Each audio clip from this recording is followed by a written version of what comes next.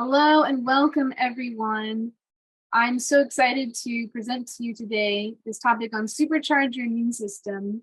And we are excited that you guys have been enjoying the Health and Healing Crusade and have provided feedback. And we're just so happy and blessed to be able to continue this event and provide this great education for you guys. All right, so now on to supercharge your immune system. This is a topic that I'm really excited about. I'm a registered nurse and a registered dietitian, and in school I was received education on disease processes and learned about the immune system, also from some wonderful books that I've read. And it's really exciting to see how your lifestyle and diet can boost your immune system. So let's get into it. All right, so the immune system is a complex network of organs, cells, and enzymes, which are proteins, that defend the body against infection and invaders, while at the same time protecting the body's own cells. The immune system keeps a record of every germ or microbe or pathogen that it is ever defeated, so it can recognize and destroy those microbes and pathogens quickly if it enters the body again. The constituents of the blood compose of red blood cells and white blood cells and plasma, but I want to focus on the immune cells, which are your white blood cells. These serve as an army against harmful pathogens, bacterial, viruses, parasites, fungi, and the white blood cells search for and attack and destroy these germs and help keep you healthy. White blood cells are a key part of your immune system. So there are two types of white blood cells: phagocytes, which engulf the invader or the pathogen and chew them up and basically kill them by eating them. And then the leukocytes, which tag the pathogens and cause them to self-destruct or they destroy them. Each white blood cell, each leukocyte has a specific role to play in your body's defense system. And each has a different way of recognizing the problem and communicating with the other cells on the defense team and to help promote their function. The organs of the immune system include your lymph nodes. These are small glands that filter and destroy germs so that they cannot spread to other parts of the body and make you sick. And these are part of your body's lymph system, your lymphatic system. Your spleen is another organ that's important to the immune system. They store white blood cells and defend against the pathogens or foreign invaders. And they also help to filter blood and destroy old and damaged red blood cells. You also have your tonsils and adenoids because they're located in your throat and in your nasal passages. They can trap foreign invaders like bacteria or viruses as soon as they enter your body. They have immune cells that produce antibodies to protect you from these pathogens and those pathogens which cause throat and lung infections. You also have your thymus, which is a small organ in your upper chest beneath your breastbone that helps to mature a certain type of white blood cell. And the specific task of this cell is to learn to recognize and remember those invaders so that when they come back into your system, an attack can be mounted very quickly to help destroy that invader. You also have your bone marrow, which produces stem cells in the spongy core of your bone, and that helps to develop the red blood cells, plasma cell, and a variety of white blood cells and other immune cells. And this bone marrow makes billions of new blood cells every day and releases them into your bloodstream. You also have your skin as a protective first line of defense system and your body's largest organ. The skin helps to block invaders from coming into your tissues And you also have the mucous membranes, which line inside of your nose, in your digestive tract, in your respiratory tract. And these membranes secrete mucus, which lubricates and moistens surfaces. And the germs or the invaders stick to the mucus little hairs that line inside of these mucus tracts, and they help catch those invaders or pathogens. You also have your immune cells in your digestive system. So you have the stomach acid that can also kill pathogens or invaders, and you have your beneficial bacteria, billions of those bacteria that are inside of your small intestine, your gut, and that helps to regulate your immune function. And you do have white blood cells and immune cells that are stored there and that work on fighting those invaders while in the digestive system. Now, just having briefly reviewed the anatomy and physiology of the immune system, aren't we fearfully and wonderfully made? I love that verse from Psalm 139, verse 14. And since God has made us in such a special way, he does care about our health, and he does want us to take good care of our health. It says in 1 Corinthians 6, 19 and 20, you know that your body is the temple of the Holy Spirit, whom you have from God, and it's not your own, for we were bought at a price. Therefore, to glorify God in your body and spirit, which are God's. And in 1 Corinthians 10, it says, therefore, whatever you eat or drink or whatever you do all to the glory of God. So we know that we want to take good care of this body that God has given to us. And of course, there are things that are out of our control, but there are things that are in our control.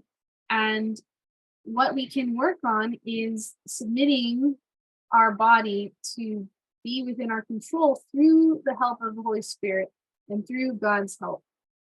And this is important because we have the three angels message that we want to share with the world. And there is a work to be done and also work to do on ourselves. And the health reform is actually closely linked to the third angel's message. It says in the book, Counsels on Diet and Foods, the health reform I was shown is part of the third angel's message and is closely connected with it as are the arm in hand with the body. I saw that we as a people must make an advanced move in this great work. Ministers and people must act in concert. God's people are not prepared for the loud cry of the third angel. They have a work to do for themselves, which they do not leave for God to do for them. He has left this work for them to do, and it is an individual work. One cannot do it for another. Having therefore these promises, dearly beloved, let us cleanse ourselves from all filthiness of the flesh and spirit, perfecting holiness in the fear of God. Gluttony is the prevailing sin of this age. Lustful appetite makes slaves of men and women and beclouds their intellects and stupefies their moral sensibilities to such a degree that the sacred elevated truths of God's word are not appreciated. The lower propensities have ruled men and women. And I just want to put a disclaimer out there that we certainly are against any body shaming, and there are many reasons why a person may be overweight or obese, and it may not just be because of gluttony. So notice that in the text that I read, that it does not say just overeating is the prevailing sin of this age. So I take gluttony to include anything that has a lack of self-control with a harmful effect. So drinking alcohol, overeating, yes, that does numb the senses and gives you brain fog, overtaxes the digestive secretions and enzymes, eating too much, eating a huge variety of foods all at once. So careful when it comes to potluck. But all that um, basically boils down to the lack of self-control. So being overweight and obese, that is a health condition. It is not meant to shame anyone or to make anyone feel bad, because again, there are certain medical conditions, even toxins that can disrupt your endocrine receptors and make it easy to gain weight and hard to lose weight. There are so we definitely need to have compassion and understanding with people who are overweight or who are struggling with obesity. And you don't have to be overweight or obese to be gluttonous. It's focused more on the principle of self-control. And in this day and age, we have a problem with self-control when it comes to media and screen time. And that, of course, can result in other problems such as gaining weight, not exercising enough, clouding the mind, and making it hard to hear the Holy Spirit when we are focused so much on media, entertainment, movies, television programs. You know the verse that it says, by beholding we become changed into the same image. So how do we gain self-control back? Well, it is actually a gift. It is a fruit of the Spirit. In Galatians 5:22-23, you can read about the fruits of the Spirit. These are things that God gives to us that don't always come naturally. So I myself need to work on having better self-control. And it's harder for me sometimes to put my phone down. I may get lost in having too much screen time or not getting to bed early enough. So those are things that I can work on myself. There are times certainly where I may overeat too. And so I need to put that before the Lord and ask for these promises that can help us with our self-control. So what are some promises like that? In 2 Timothy 1:7, it says, God has not given us a spirit of fear, but of power, love, and a sound mind. So if we have a sound mind, we can have better self-control, and we can claim that because these are things he's given us. He hasn't given us a spirit of fear. He's given us power. He's given us love, and he's given us a sound mind. And we can use the ABCs of prayer: ask, believe, and claim or receive. Matthew 7:7, Mark 11:24, Matthew 21:22. Ask, and it shall be given unto you. Believe, and you shall receive. And so when you pray for these promises, make sure you do ask for them specifically and claim the promises and say, Lord, I believe. So we don't have to necessarily feel like we want to or feel like we are 100% ready before we give these promises to the Lord in prayer. Just simply saying, Lord, I believe, can be sufficient, and let the Holy Spirit help you. And, ask the Lord, ask Jesus to pray for you even, because he is the advocate we have with our Heavenly Father. And if you have a prayer partner, or someone who can help you stay accountable, then have them pray for you too. There is also a verse in 1 Corinthians 10:13. It says, no temptation has overtaken you except what is common to man, and God is faithful. He will not let you be tempted beyond what you can bear. But when you are tempted, he will also provide a way out so you can endure it. So that's another helpful promise that we can have so that we can say no to a lack of self-control. So we can say no to addictions and say no to gluttony and lust and overindulging, overeating, or choosing. Maybe we don't have problems overeating, but maybe we just have problems choosing the wrong foods and drink to put into our body. So let God take care of you because he does care about our physical health. Jesus, he went throughout the kingdom, preaching the good news and healing every disease and sickness among the people. And he does want us to prosper and to be in health. And Jesus, he is our example. He came to the world as a servant of mankind. And he preached the gospel. He went from village to village, preaching and healing the sick. Christ spent more time in healing than he did in teaching. Did you know that? I'm very thankful that we have Jesus as our example. So, we talked about the immune system. We talked about the cells and the organs of the immune system. And one thing that is important to have good self-control. So that self-control can even boost our immune system, and the foods that we put into our body can boost our immune system.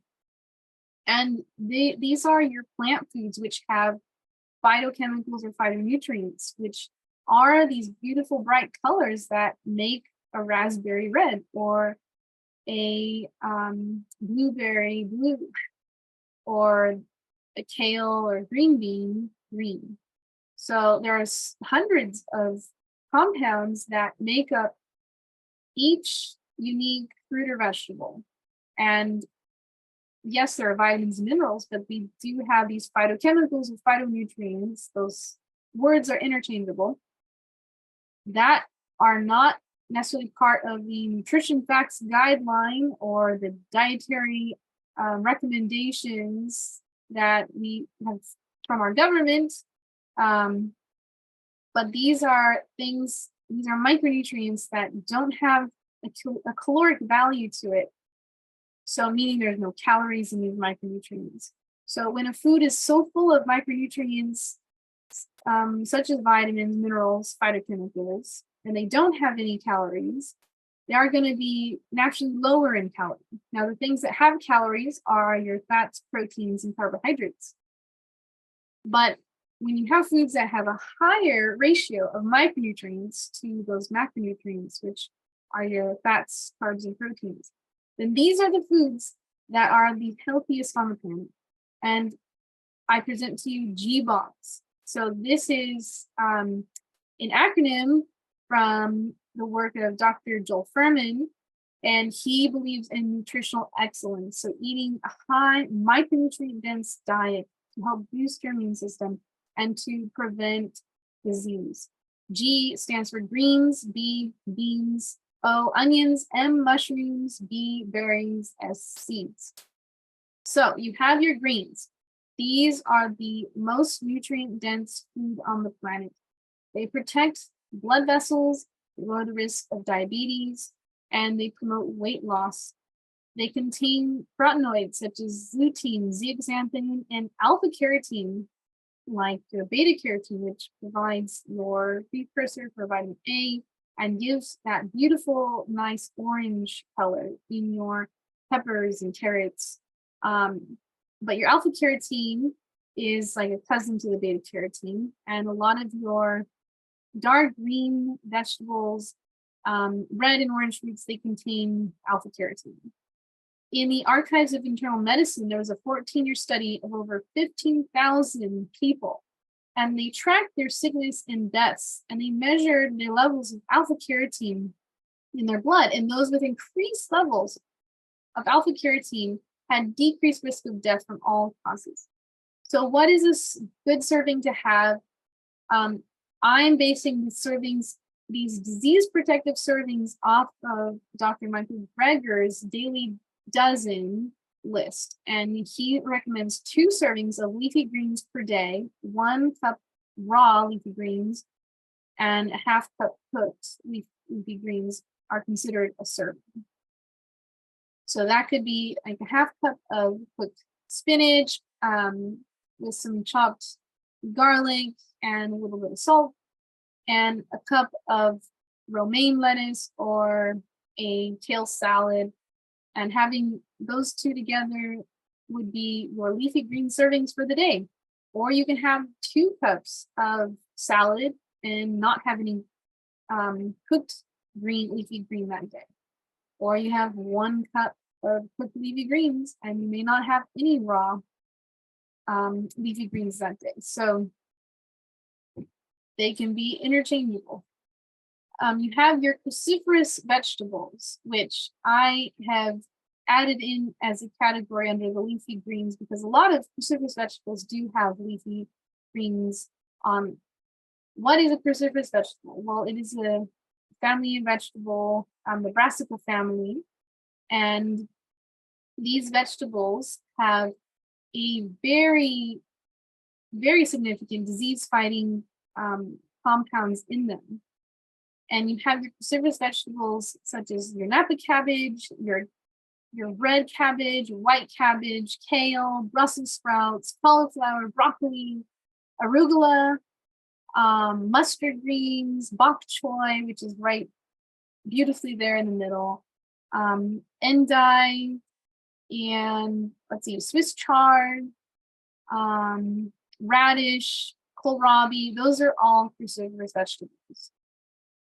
They have these organosulfur compounds, which give them that maybe a little more earthy, bitter taste to them. And if you are a super taster, that means you have a very sensitive taste buds to those compounds in these vegetables. So that's why some kids or adults may not like vegetables so much. They may be super tasters, and the bitter tastes even more bitter to them. So there's a way to find that out, actually. So you can always research that.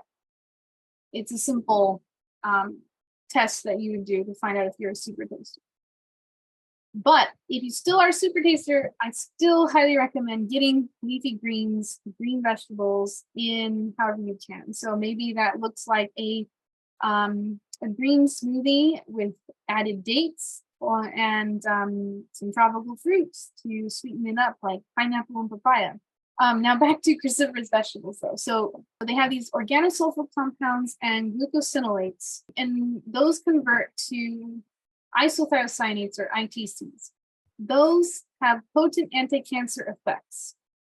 The ITCs can activate glutathione transferase, which enhances detoxification reactions in the liver. So in other words, these compounds in these cruciferous vegetables will boost your liver function to detoxify and to also get rid of toxins quicker too.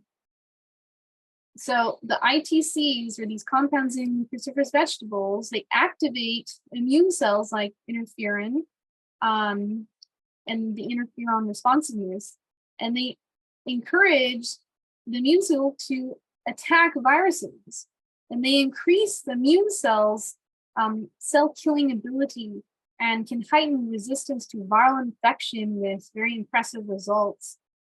A lot of health practitioners and health experts may say that you shouldn't eat too much cruciferous vegetables because it can interfere with your thyroid. I would look up what Dr. Bill Furman has to say on this, and even Dr. Mark McGregor. Overdosing is extremely rare, but if you eat over 2 pounds of cruciferous vegetables, which can happen easily if you do juice, if you're doing a juice fast and you're only juicing cruciferous vegetables, I might be careful and caution you with doing that. But if you eat over 2 pounds, they can cause goiter-like issues. If you have iodine insufficiency or hypothyroid issues, then that can be more of an issue. If you're taking thyroid medication on an empty stomach, you can still eat cruciferous vegetables, just not in high amounts or juice. Because usually you take your thyroid medication early in the morning without any food so that it can break down and activate into the blood system. So you might want to eat your cruciferous vegetables later in the day if you do need to take thyroid medication. Cruciferous vegetables, what about a serving? A serving, what does that look like? It's a 1/2 cup chopped cruciferous vegetables, like a half cup of broccoli, or if you're eating the sprouts, such as broccoli sprouts or arugula sprouts or kale sprouts or microgreens, it could be a fourth cup would be one serving. Or if you have horseradish, something like grated radish should be a tablespoon of that, eaten al dente or undercooked. Now, studies have shown that if you chop and let the cruciferous vegetable rest for at least 40 minutes, then those compounds are going to activate. So just think of a bottle of Drano. You have a bottle with a divider inside, and it's keeping these two chemicals from touching each other until you pour it into the drain, the clogged drain, and then those chemicals will touch each other, interact, mix, and work on eating up the grime and unclogging your drain.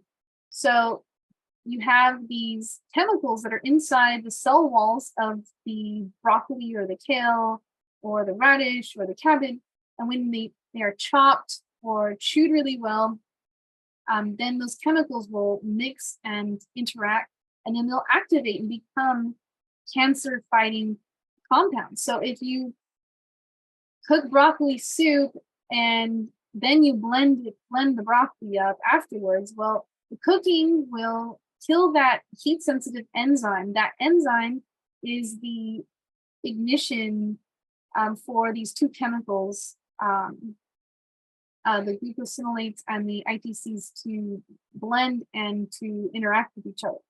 So you need that enzyme to be raw. You can't, it'll be affected by the heat. So if you do have any cooked broccoli, cooked kale, cooked cruciferous vegetable, you want to let it rest and then eat it. You want to let it rest and then cook it and then eat it.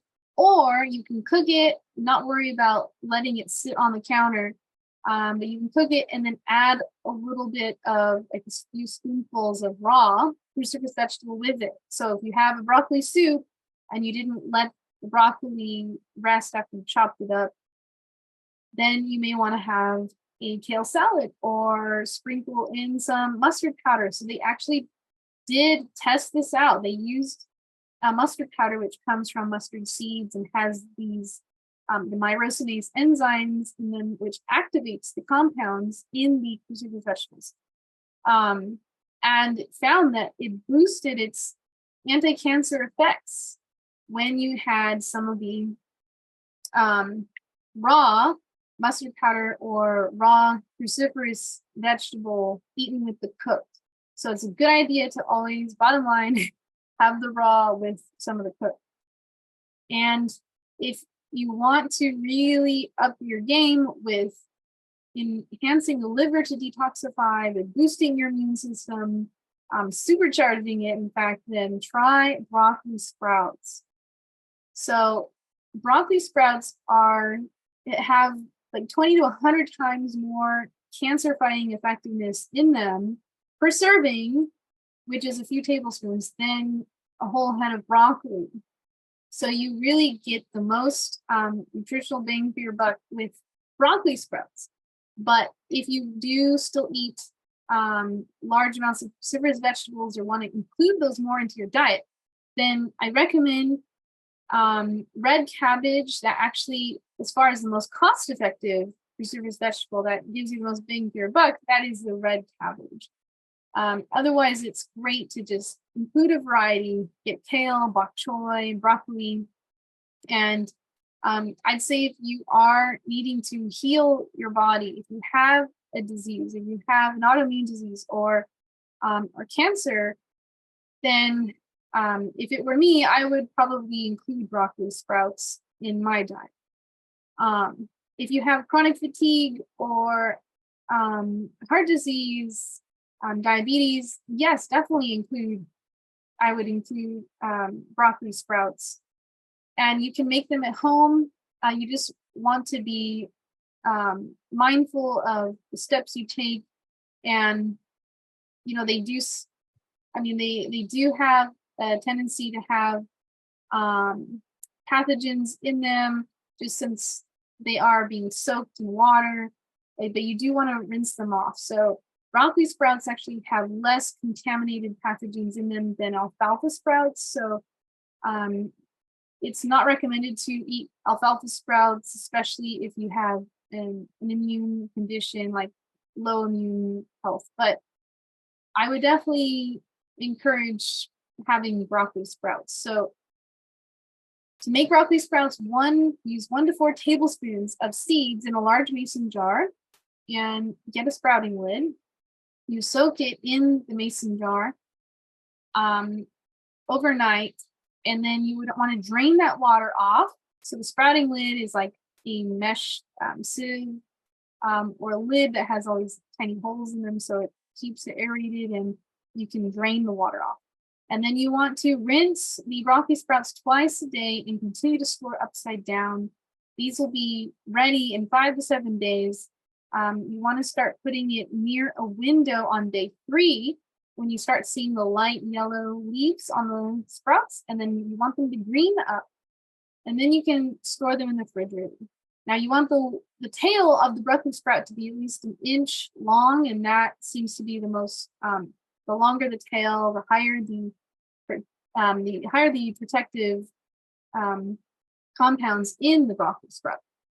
And I do think that God gives us clues in nature as to what are healing and what can help save us and save our health. Just like we are saved by the cross, we are also saved by the plant foods and herbs that God provides for us. The flower of cruciferous vegetables is in the shape of a cross. Cruciferous meaning crucifix or cross in Latin. And I think that's kind of a neat correlation between the two. Now, moving on, we have another food, part of the acronym of G-BOMBs, beans. So how are beans immune boosting? Well, they're one of the best carbohydrate sources for having diabetes and cholesterol. And intestinal bacteria can turn these fibers and resistant starches into short-chain fatty acids, which help prevent colon cancer.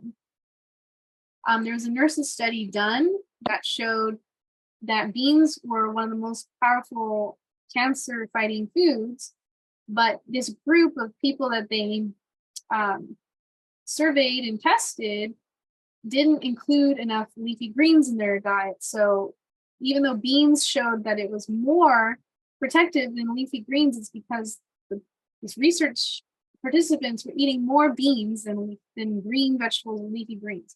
So bottom line for that study conclusion is to still do both, but you just need to eat enough leafy greens and green vegetables. So eating beans, peas, or lentils at least twice a week has been found to decrease colon cancer risk by 50%. So beans contain this powerful cancer-fighting compound called inositol pentagous phosphate, or IP5. And this powerful anti-cancer substance does not let tumors grow, and they cause apoptosis of abnormal cells. Apoptosis meaning cells are programmed and they die. Cell death. And I forgot to put on here, but a serving of beans would be 1 cup fresh peas or sprouted lentils, a 4th cup of bean dip such as hummus, or a 1/2 cup of cooked beans, peas, lentils, tofu, or tempeh. So it's recommended to get 3 of these servings every day. Now, what about onions and garlic? Well, onions and garlic have been known for ages to improve the immune system, to fight viruses and bacteria. They have been noted for their antifungal effects, and they actually help with cardiovascular health, and they have anti-cancer effects as well. So onions and garlic contain organosulfur compounds, which are released when they are chopped, crushed, or chewed. They contain flavonoid antioxidants. Onions are very high in quercetin, and so that's also helpful for opening up the zinc ionophores to allow zinc into the cell. Quercetin is helpful for allergies, hay fever. Definitely important to have that as far as your immune health is concerned. Onions and garlic can help slow tumor development, suppress tumor growth and proliferation, and can help program cancer cell death. The red onions contain a special phytochemical called anthocyanin, and it's important to consume 1 serving or a 1/4 to 1/2 cup a day for boosting your immune system or supercharging your immune system. Now, what about mushrooms? So mushrooms have an important cancer-fighting effects to them. So it's important to get mushrooms every day or regularly throughout the week. They have this enhanced immune cell activity that encourages programmed cell death or apoptosis. They have antigen binding lectins that help determine abnormal cells. They help to reduce inflammation and prevent DNA damage. They inhibit angiogenesis. How many of you guys know what angiogenesis is? Angiogenesis is the growth or genesis, beginning of blood vessels, angio. So the tumors will require blood vessels to come to them and feed them because, again, Leviticus 17:11, life is in the blood. So a fat cell needs a blood supply, a tumor itself needs a blood supply for it to grow. And so mushrooms and even berries, they help to inhibit that harmful angiogenesis. Now, when do you want angiogenesis to happen? Well, you want it to happen when you are growing a baby inside of your tummy, or your skin is injured and it's cut or scraped and you get a scab. Well, those are new blood vessels forming to grow the tissue. So you want angiogenesis in those cases, but you want to inhibit the angiogenesis that is causing your body harm, such as growing greater fat cells or tumor cells. And so these foods, they don't harm the proper angiogenesis, but they do inhibit or block the new blood vessel growth coming to tumors and to fat cells. So there are mushrooms that have greater anti-angiogenic effects, greater anti-inflammatory effects. So the cheap ones, the white button mushrooms, have great anti-angiogenic effects, so anti-cancer effects. The comini, portobello, oyster, shiitake, maitake, and reishi mushrooms all have good and anti-angiogenic effects. And so with breast cancer, mushrooms have been studied a lot, like turkey tail mushroom extract has been used in modern medicine, even as an adjunctive chemo or cancer treatment that is accompanied with chemotherapy and radiation. So if it were me, I would definitely look into incorporating turkey tail mushroom. Turkey tail mushroom powder is sold in most health food stores. And I was helping to take care of a friend who had COVID. And we got him all these kinds of supplements. And sure, I was exposed. And I just kept drinking turkey tail mushroom tea with a little bit of lemon. And I did not get COVID, thankfully. I felt like a tickle happening, right? And so I drank turkey tail tea twice a day, and thankfully I did not get sick. And so I truly believe that really did save me from coming down with COVID. And that was like end of summer 2021. Okay, so a serving of mushrooms, a fourth to a half cup would be considered a serving. Moving on to berries, the other B and G bombs. Berries are low in sugar, and so they're low glycemic. They're a better fruit if you are a diabetic or you have blood sugar issues or cancer.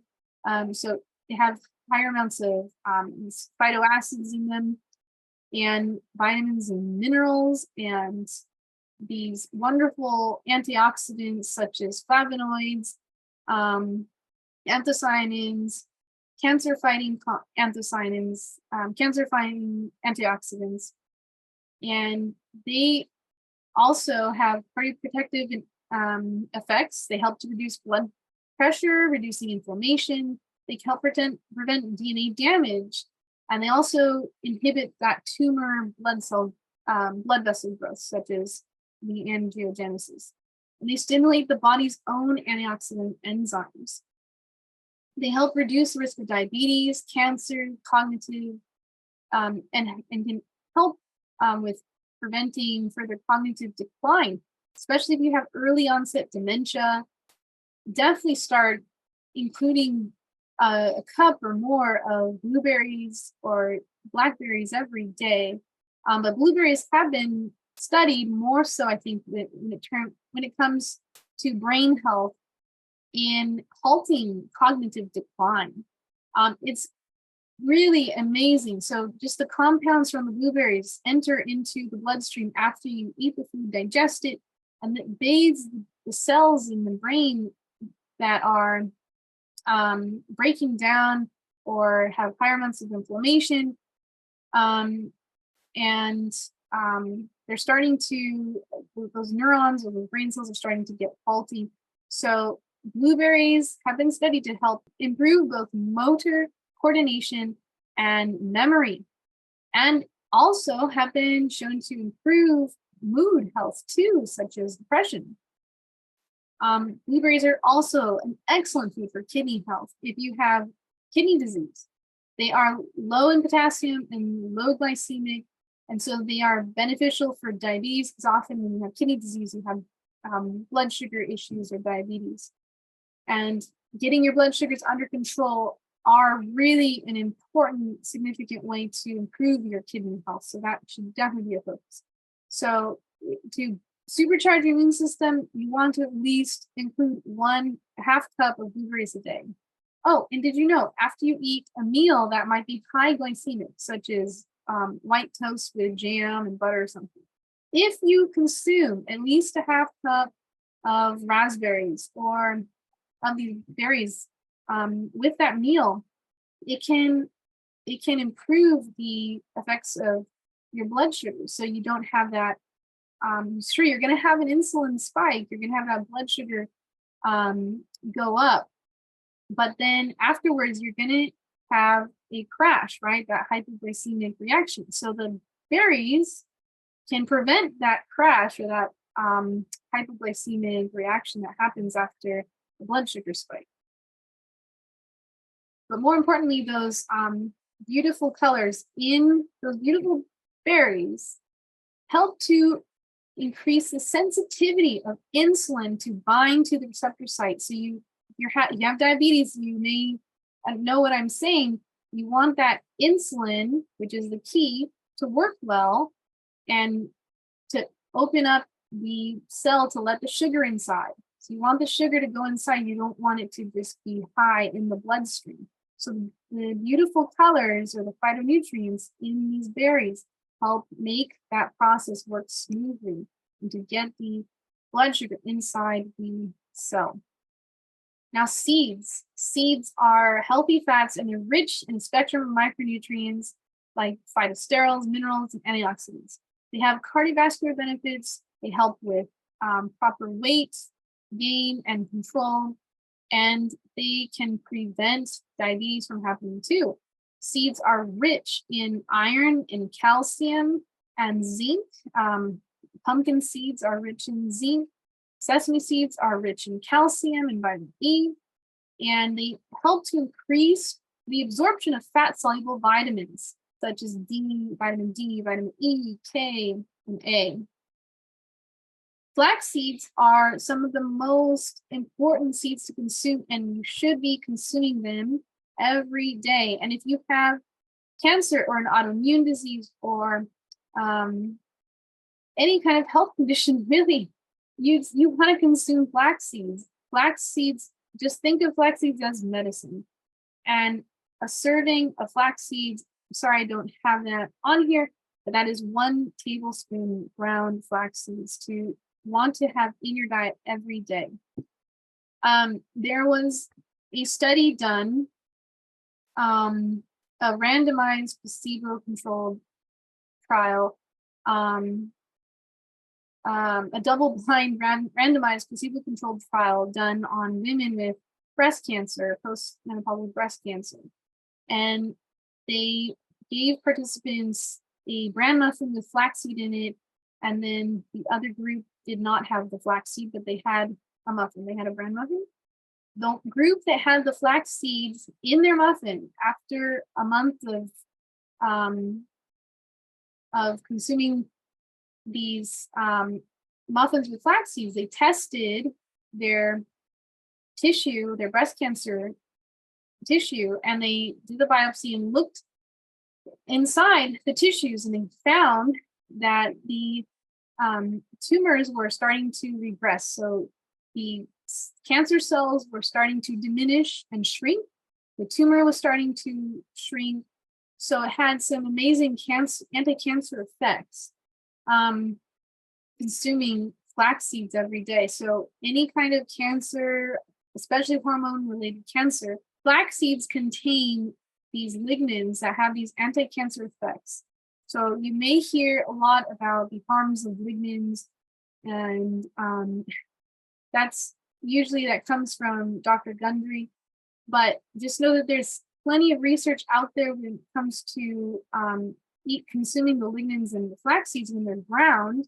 Then they can be digested better. Just like when you don't eat raw, dry beans, those contain these harmful anti-nutrients that can be irritating. But you want to soak those beans and cook them. And the same, you want to grind the flax seeds. You need to prepare them the right way. So grind the flax seeds, and then they have the anti-cancer effects and the digestible effect properties. And so they can be really a immune boosting food.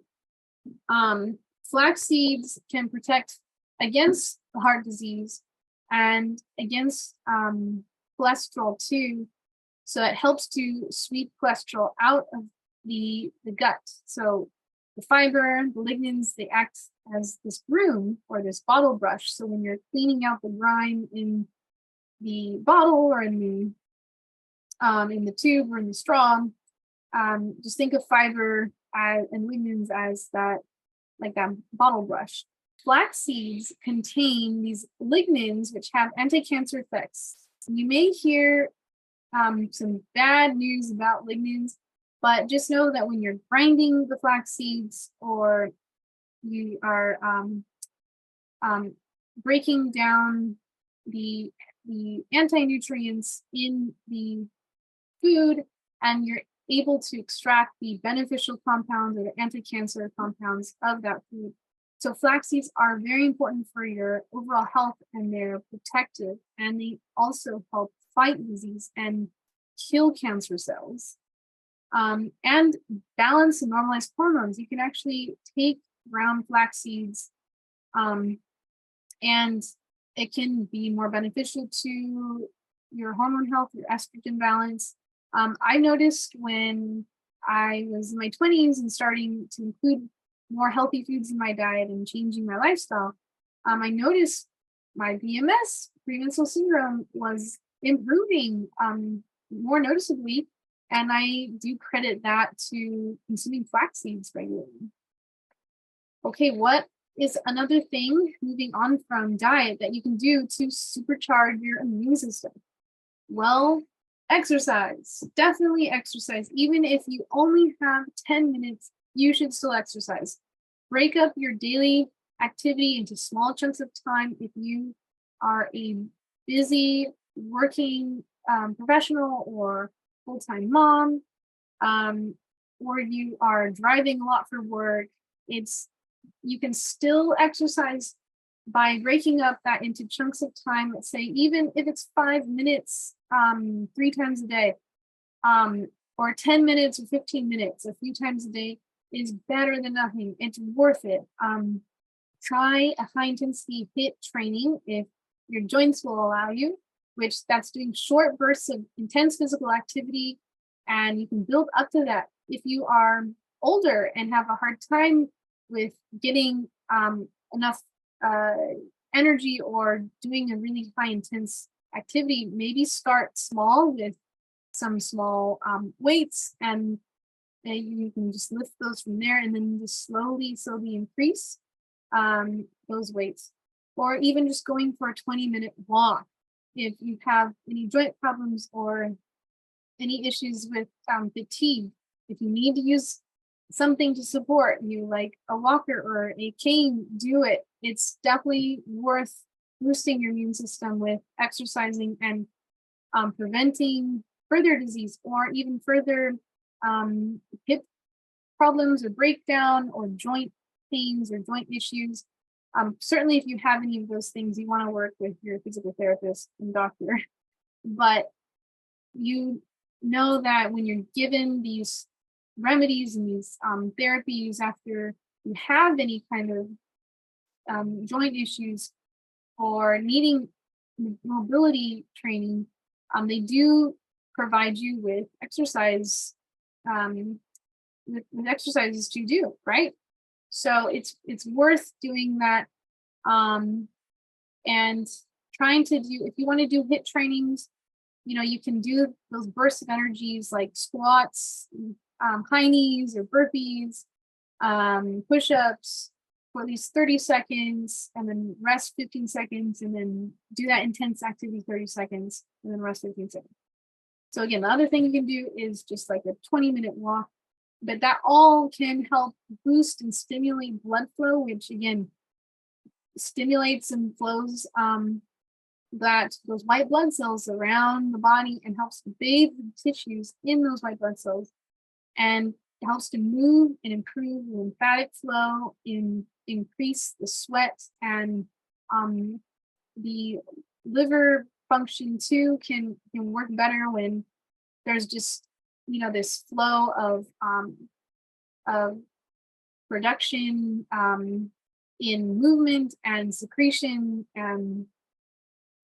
and so it's a good thing. Like sweat can be detoxifying even to heavy metals. If you do if you get to the point where you get that oily sweat, then you can excrete heavy metals in that sweat, especially doing hydrotherapy like saunas.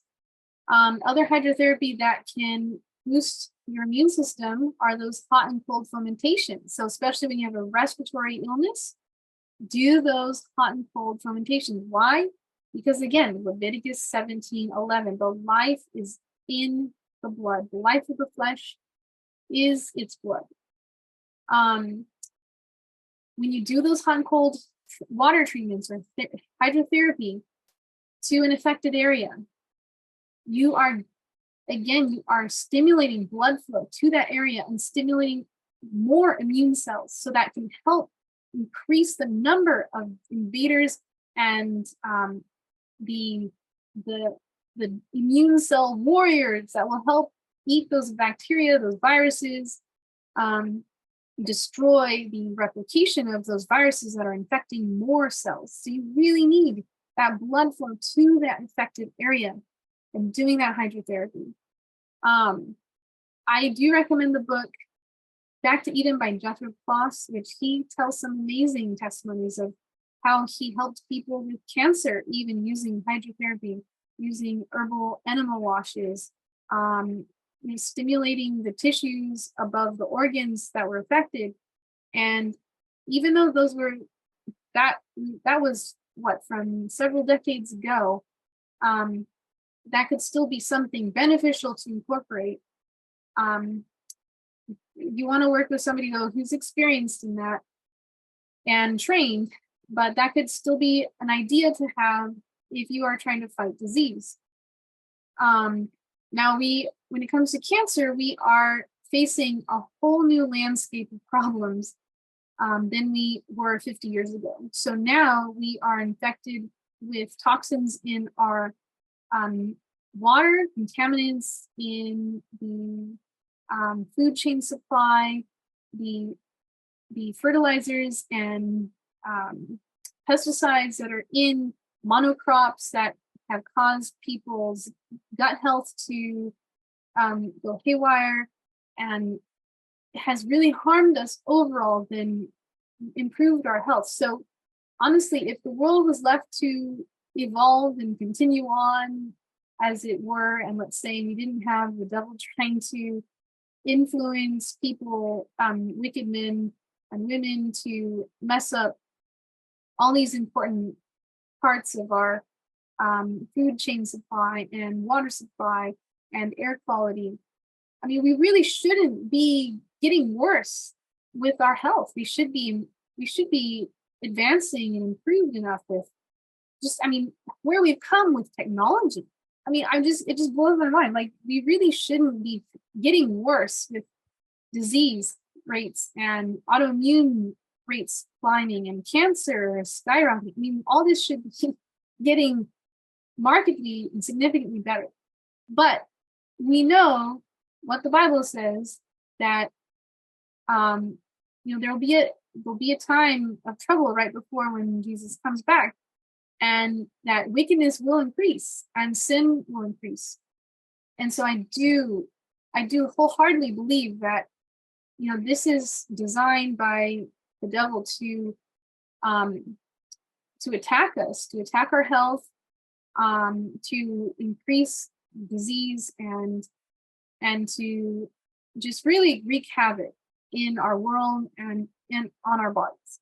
So it really does matter to pay attention to these treatments that can help us, the natural ones, which don't have harmful side effects. Like the pharmaceutical industry produces all these drugs with petroleum-based, chemical-based, synthetics, preservatives, or preservatives that are toxic, like that come from heavy metals. So those are ultimately for our benefit. I mean, they may help short term, but they aren't necessarily helping us with disease rates and decreasing disease and improving our health. So looking to more of the natural methods is going to, I think, be the best long term for ourselves. And that doesn't mean, I'm a nurse and I'm not 100% against taking medication. I think there's a time and place for that. There's a time and place for emergency medicine and allopathic medicine and even surgery.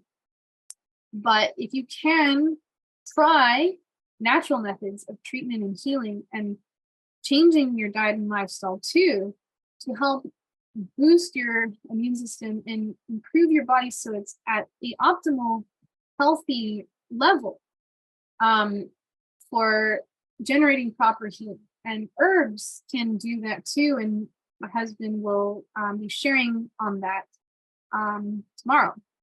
So yeah, hydrotherapy has been shown to be so beneficial and improve our health and even fighting off viral illnesses. So I know Dr. Wes Youngberg talks about the individuals who were saved by hydrotherapy treatments during the 1918 Spanish flu epidemic. And no lives were lost. And these nurses and doctors worked around the clock to perform these hydrotherapy hot and cold fomentations on the chest, abdomen, and back. So basically rotating hot and cold washcloths or towels that were on the patient's body, maybe doing a cold friction rub, again, to stimulate the blood supply and the white blood cells there to help treat the viral infection. And they did this enough that it improved the patient's health. And this was like during the winter of 1918. So they weren't able to go out or do a lot more than just what they had right there. Using water, using fabric, towels, wool, probably, and no lives were lost and everyone improved. And this was like an epidemic, a pandemic that just cost the lives of millions of people died during this time, and it affected younger people more so. So it's definitely something to implement if you do have a viral illness. And if you want to use hydrotherapy in a preventative method, then do hot and cold showers. Daniel is excellent at doing hot and cold showers regularly.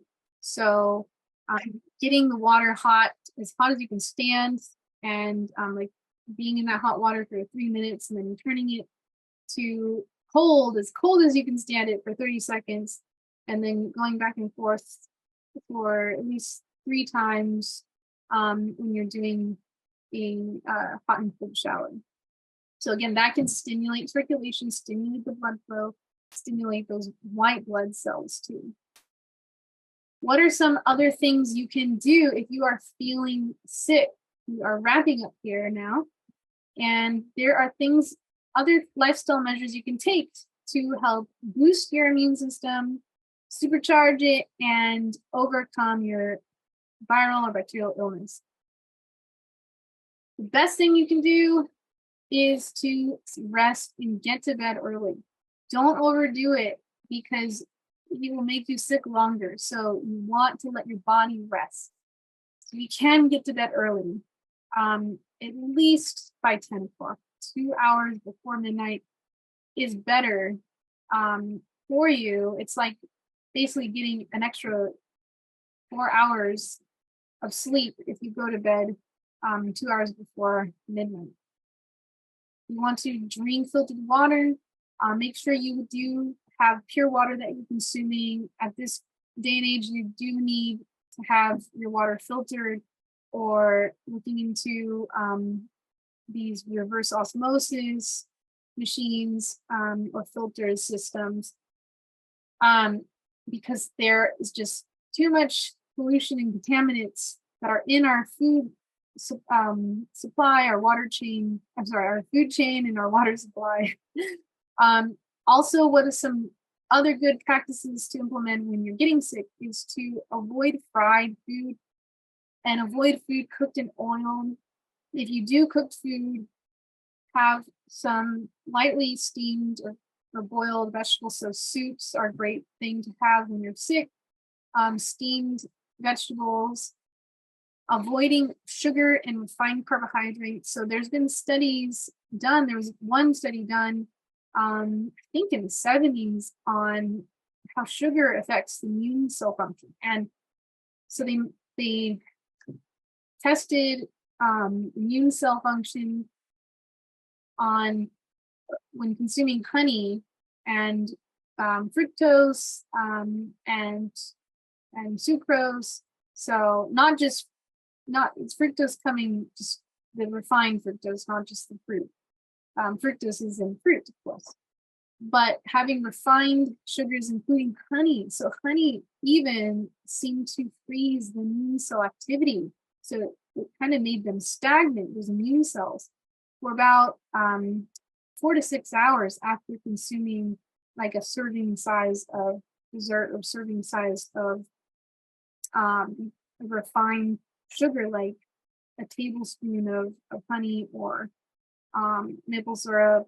I mean, yes, there are some healing properties to honey and even maple syrup, but it again can freeze your immune cells. So I've really been trying to create more recipes that use dates instead of honey or sugar or any kind of syrup.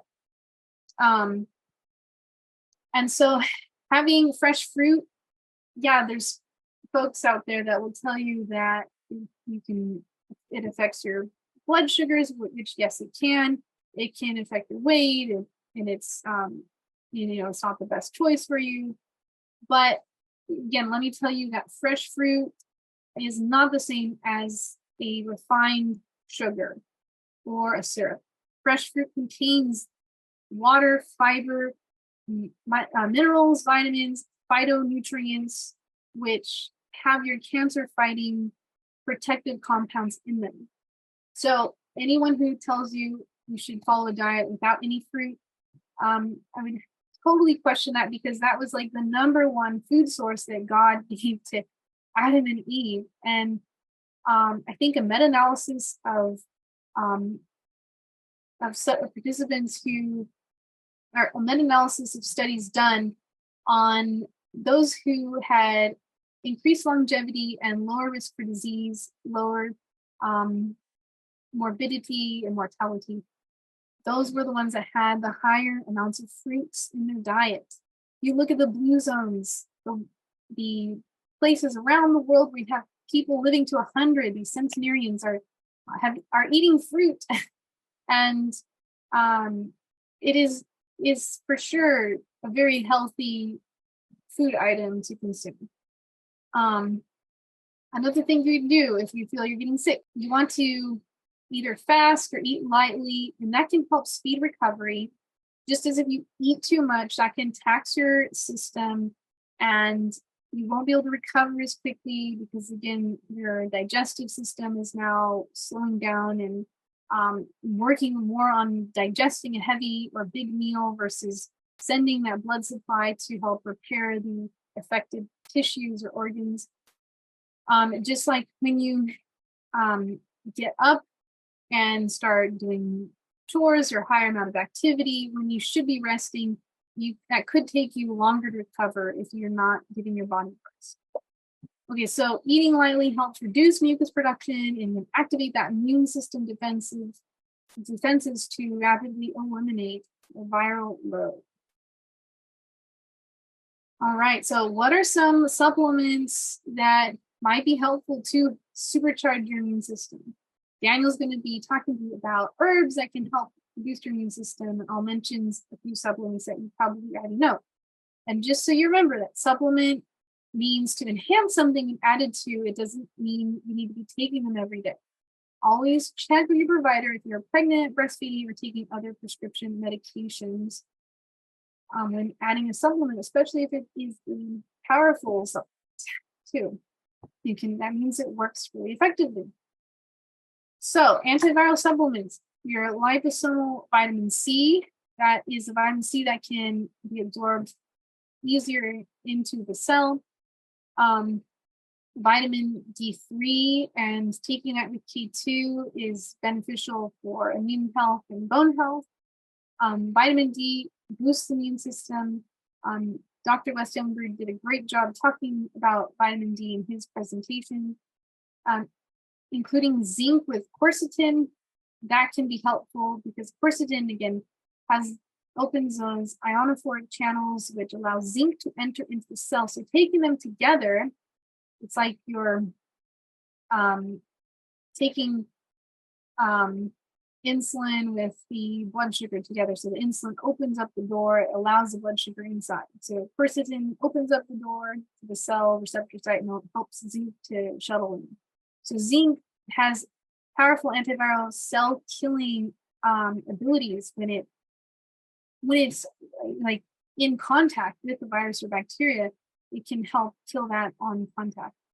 Taking B12 is also beneficial for boosting your immune system, and look for methyl B12 versus cyanocobalamin, but look for methylcobalamin, which is your more bioavailable form of B12. N-acetylcysteine, I don't personally recommend taking that just preventatively or regularly. Some people have genetic polymorphisms that make it hard for the NAC to convert to glutathione. So yes, glutathione is more expensive, but glutathione will be more effective. Glutathione is amazingly beneficial for helping to repair damaged genes and to improve your detoxification pathways of the liver, just to improve your health overall. Dr. Ben Lynch includes taking glutathione in his detox protocols. If NAC works for you, though, and you find that it helps you with fighting viral illness, then take it. But and it is cheaper, but some people may not find benefits. And also, NAC can dry up your mucous membranes. So be mindful if you feel like you're having dry mucous membranes in, like, let's say, dry eyes, or, maybe vaginal secretions could dry. So be mindful of that NAC can cause dryness. To wrap up this presentation, just wanted to put out there that I do nutritional coaching and consultation. So I provide education resources, and I love working with you as your coach. So you're the one in charge of, you are the captain of your ship. You are in charge of your health journey. And I love being able to coach people and giving them ideas and helping them with resources so that they can achieve health, healing, and nutritional excellence. And I've had some opportunities to get some exciting results with people. And it's really just so wonderful and gratifying when somebody tells you, man, you changed my life. And I use some of these G-BOMBS principles with them to help them with their overall health. And it's been a little while since I've been able to be a regular dietitian sitting in my office and counseling people. So I've been focusing on raising my family and providing for them at home, but I can still do some nutritional consultations virtually. And so we are happy to work with you and find a plan that'll work best for you. And so you can click the link below and you can receive a $25 discount through these series if you click the link that we provide you. And I'd love to work with you one-on-one. So thank you so much for listening and learning along with me. And I hope that you achieve optimal health and that you are able to find healing and joy with the choices that you make and the lifestyle that you're living, and that you can include some of these things you've learned in order to supercharge your immune system.